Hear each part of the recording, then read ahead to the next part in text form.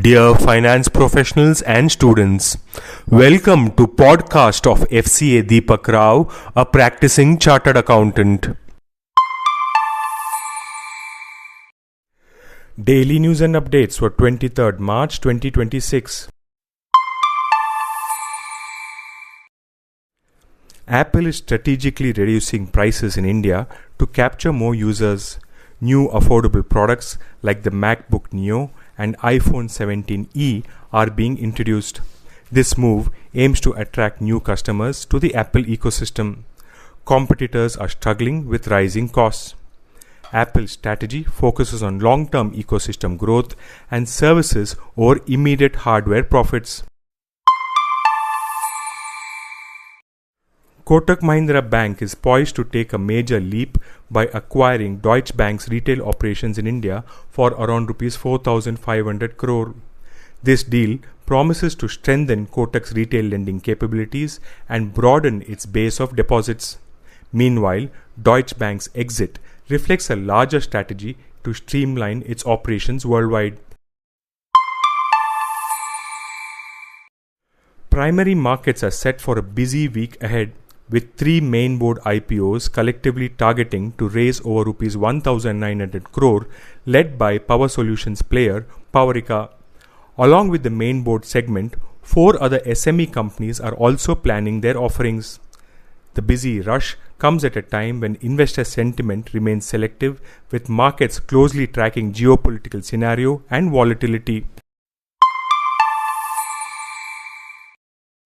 JSW Motor India is doubling down on non-metro markets to drive electric vehicle growth, as 70% of sales of its top-selling model, the MG Windsor, now come from outside major cities.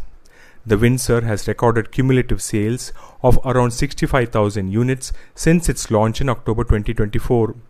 Metro cities Delhi, Mumbai, Kolkata and Chennai account for 30% of sales, while the remaining 70% is driven by demand from smaller cities and towns.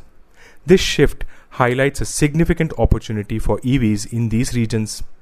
The company plans to expand its presence through awareness campaigns and customer engagement. Electric vehicle maker Ola Electric will redirect a portion of the funds it had raised for research and development to repay debt and support future growth as it grapples with shrinking market share.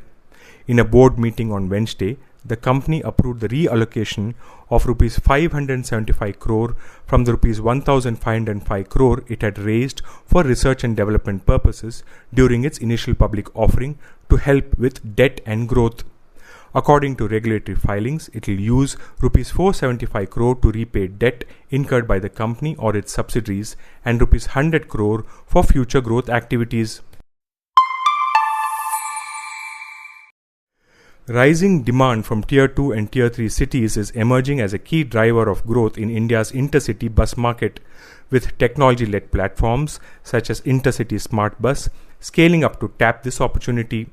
The Gurugram-based company operates over 700 daily services on over 690 routes in 18 states, serving around 20,000 to 25,000 passengers a day. A growing share of this demand is coming from non-metro corridors, where improving road infrastructure and limited rail and air connectivity are boosting reliance on buses. This podcast is sponsored by Sound of CA. We share because we care. Vande Mataram, Jai Hind.